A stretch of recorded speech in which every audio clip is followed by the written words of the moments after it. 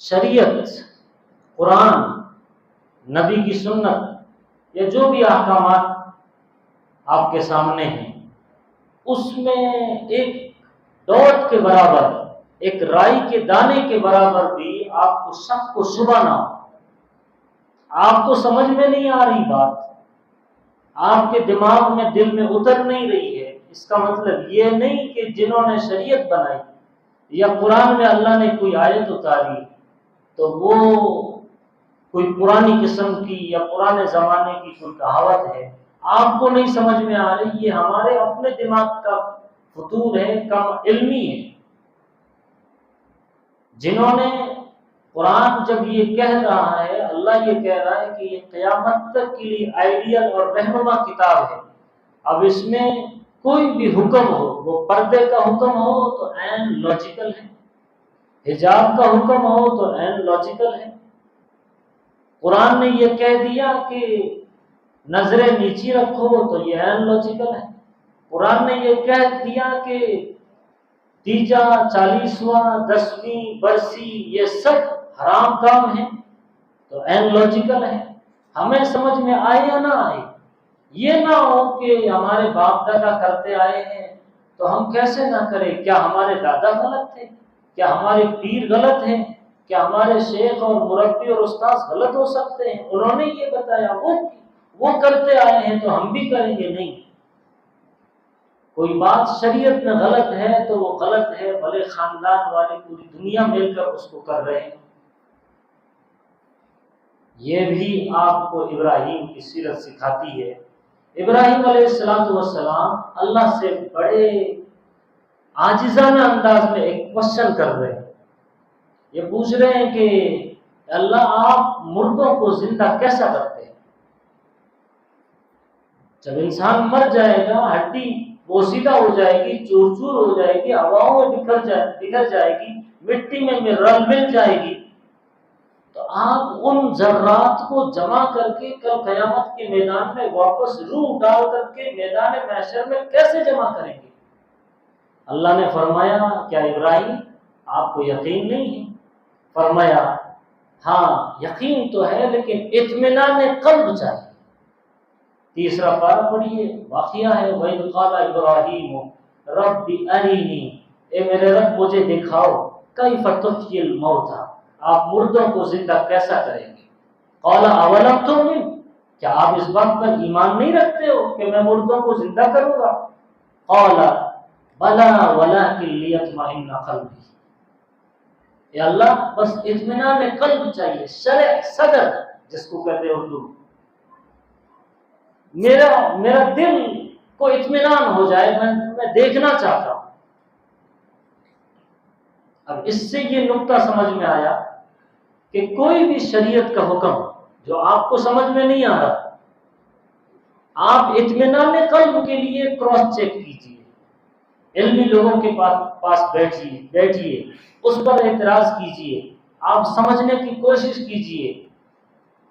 کسی کو سود سمجھ میں نہیں آتا، بیاج سمجھ میں نہیں آتا، رشوت سمجھ میں نہیں آتی، دنیا داری میں جھوٹ چلتا ہے، یہ سمجھ میں نہیں آتا، تو وہ دلائل پیدا کریں، دلائل والوں کے پاس جائیں اور اس کو عقلی اعتبار سے سمجھنے کی کوشش کریں، نہ یہ کہ اس پر کوسچن مارک کھڑا کریں۔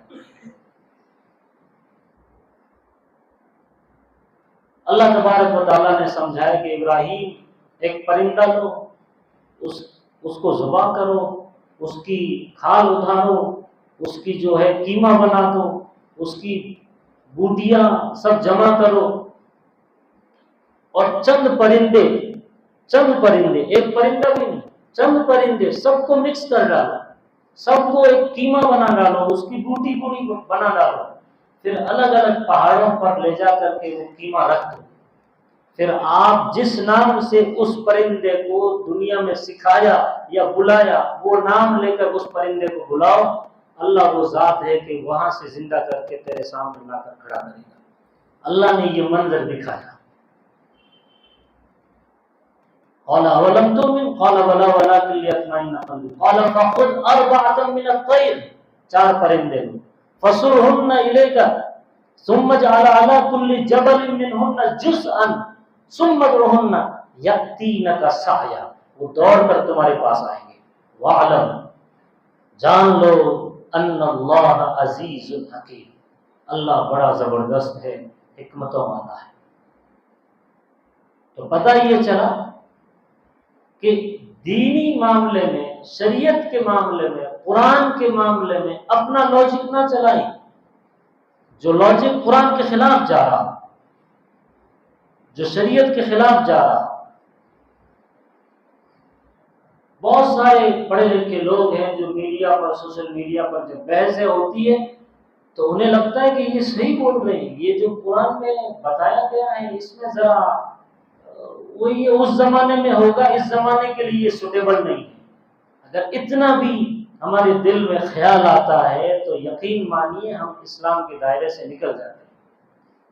قرآن کہتا ہے انما المؤمنون الذین آمنوا باللہ ورسولہ ثم لم یرتابوا. مومن تو وہ ہے جو اللہ اور اللہ کے رسول پر ایمان لانے کے بعد شریعت کے کسی حکم میں اتنا بھی شک و شبہ اس کے دل میں نہ رہے. ثم لم یرتابوا، یہ چوتھا پیغام ہے.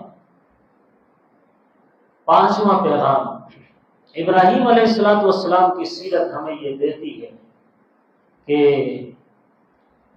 انسان کو اپنی محبوب سے محبوب ترین چیز کو اللہ کے راہ میں قربان کرنے کا جذبہ پیدا کرنا چاہیے.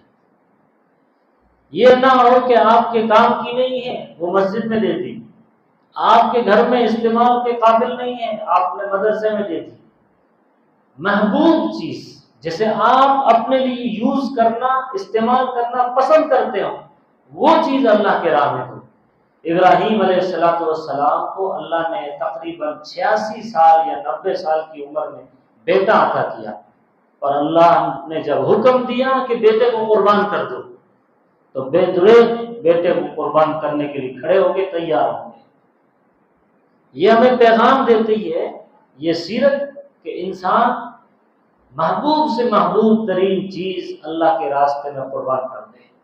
کیا میسج ملتا ہے، پیغام یہ ملتا ہے اس کے ساتھ ساتھ یہ بھی کہ بعض مرتبہ مسجدوں میں یا مدرسوں میں یا اسکول میں یا کالجز میں یا کہیں پر بھی کرسی کا جھگڑا ہوتا ہے. آپ کو یہ لگتا ہے کہ آپ کی وجہ سے فتنہ ہو سکتا ہے، دو گروپ لڑ بھیڑ سکتے ہیں، تو اس وقت آپ کرسی چھوڑ دیجیے. آپ کی وجہ سے مسجد میں جھگڑے ہوتے ہیں، آپ امامت چھوڑ دیجیے. آپ کی وجہ سے مسجد میں فتنہ ہوتا ہے، آپ ٹرسٹی بنے سے استعفیٰ دے دیجیے، لیکن جھگڑا پیدا نہ کیجیے، فتنہ پیدا نہ کیجیے. انسان عہدے کی قربانی، جان کی قربانی، مال کی قربانی، جو بھی اس کی انا پر ضرب آئے یا اس کے دل کو چوٹ پہنچائے، ایسی ہر قربانی دینے کے لیے بندے نے تیار رہنا چاہیے. حکومتیں ٹکرا جاتی ہے لیکن کرسی نہیں چھوڑیں گے. لوگوں کی جانیں جا رہی ہے اور مالی نقصان ہو رہا ہے، گاڑیاں جلائی جا رہی ہے، لیکن اقتدار نہیں چھوڑیں گے، کرسی نہیں چھوڑیں گے، بھلے مرے تو مرے عوام. ہر معاملے میں کوئی شریعت کا حکم ہے. ہم سے آج تک اتنے برس ہو گئے، کچھ لوگوں سے آج تک 40واں نہیں چھوٹتا، آج تک فاتحہ خوانی نہیں چھوٹتی. فاتحہ خوانی کا ایک صحیح طریقہ ہے، سنت طریقہ ہے، علماء سے پوچھ کر کے وہ کیجیے جو صحیح طریقہ ہے. لیکن جو غلط طریقہ، جو غیروں کا طریقہ ہے، جو شرک کا طریقہ ہے، اس طریقے کو نہ اپنائیں. ہم لوگ وہ تک چھوڑنے کے لیے اب بھی تیار نہیں. اور یعنی ایک چھوٹی سی قربانی، یہ قربانی ہم دینے کے لیے تیار نہیں. ابراہیم علیہ السلام بیٹے کی قربانی دینے کے لیے تیار تھے. تو یہ ایک بہت بڑا پیغام ہے انسان کے لیے، ایک مومن کے لیے، کہ جہاں شریعت کا معاملہ آ جائے، قرآن و سنت کا معاملہ آ جائے اور آپ کو کسی قسم کی قربانی دینے کی ضرورت پیش آئے تو آپ بے دریغ وہ قربانی پیش کیجیے.